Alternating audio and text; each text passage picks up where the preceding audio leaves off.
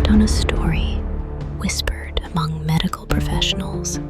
It was my second year as a medical resident, doing a rotation in the maternity department of a provincial hospital.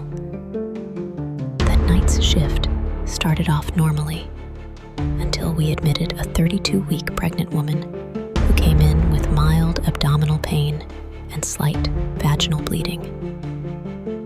An ultrasound showed the fetus was still alive, but something wasn't right. The fetus was strange. No breathing movements, no fetal motion. Blood was still flowing through the umbilical artery, but there were no typical signs of a living fetus.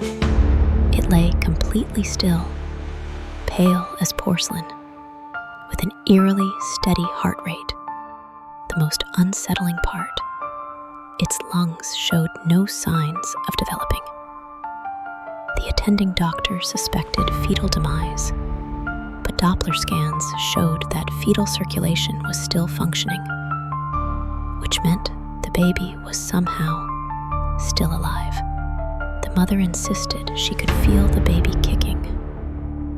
Every night at exactly 3 a.m. During the day, nothing. The room went silent.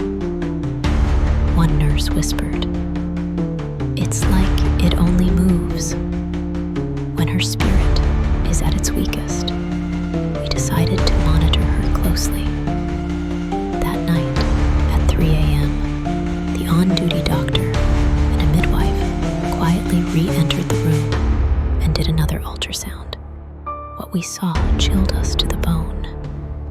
The fetus had its eyes open, staring directly at the ultrasound probe, then slowly closed them as if it had never been awake.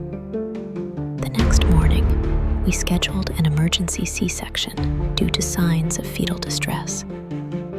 But once in the operating room, something horrifying happened. The baby refused to come out. The uterus had already been cut open. We pulled both arms and legs, but the fetus felt as if it were glued in place, like some invisible force was anchoring it inside. At that moment, the oldest doctor in the department, a quiet man, walked in. He said only one thing: "This child isn't ready yet.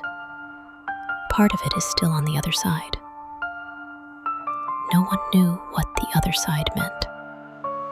But after he gently placed a hand on the mother's belly and whispered something in an ancient dialect, barely audible, the uterus suddenly relaxed. The baby was delivered with ease. The newborn had its umbilical cord wrapped around its neck 3 times, face bluish purple, but let out a loud cry after a few minutes. What gave everyone goosebumps was that the placenta had a black lesion shaped exactly like a human face, smiling.